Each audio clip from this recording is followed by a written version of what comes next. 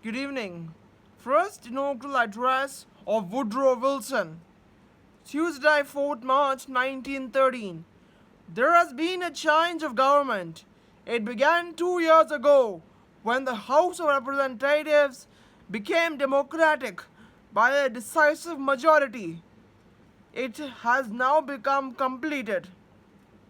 The Senate, about to assemble, it will also be democratic. The office of the president and vice president have put into the hands of Democrats. What does the change mean?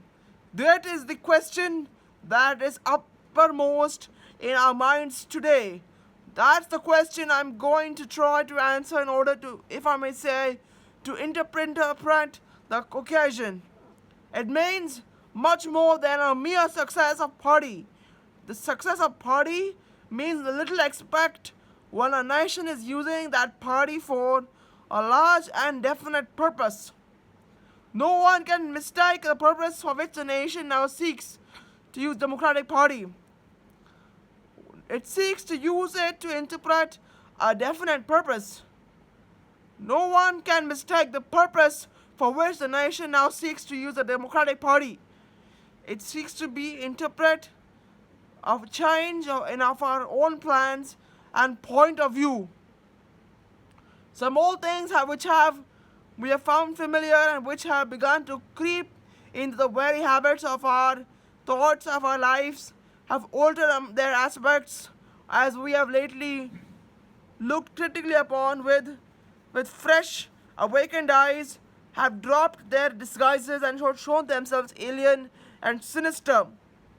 Some new things, as we look frankly upon them, willingly to comprehend their real character, have come to assume the aspects of change, of belief, things long believed and familiar, stuffs of our conviction.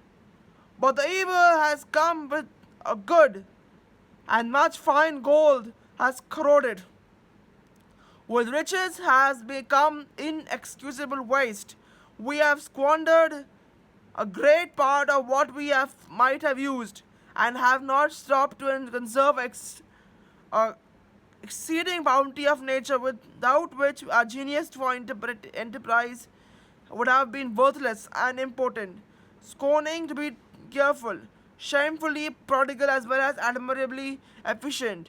We have been proud of our industrial achievements, but we have not hitherto stopped thoughtfully enough to count the human cost, the cost of life sniffed out and energies overtaxed and broken, the fearful physical and spiritual cost of our to the men and women and children upon whom the dead weight or burden of it all has fallen pitilessly the years through. The groans and agony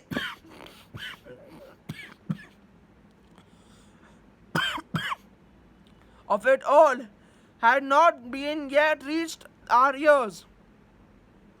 The solemn, moving undertone of our life coming up to our secret things which we have too long delayed into to look into and scrutinize with candid, fearless eyes. The great government we loved has too often been made use of our private and selfish purpose, and those who have used it had forgotten the people. We have come to the sober second thought. The scale of heedlessness has fallen from our eyes.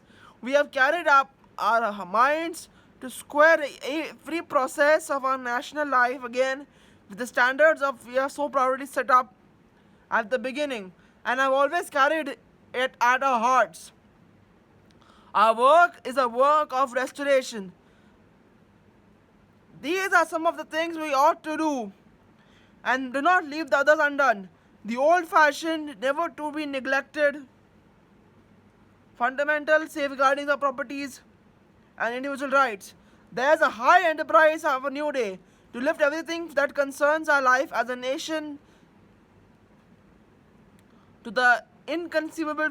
We should do it in the ignorance of the fact that they are blind with haste. We shall restore, not destroy.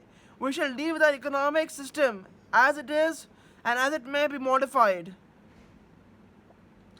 not as it might be if we had a clean sheet of paper to write down and a step by step we shall make it what it should be like, in the spirit of those whose questions of their own wisdom and seek counsel and knowledge, not shallow self-satisfaction or the excitement of excursion, whither they can not tell.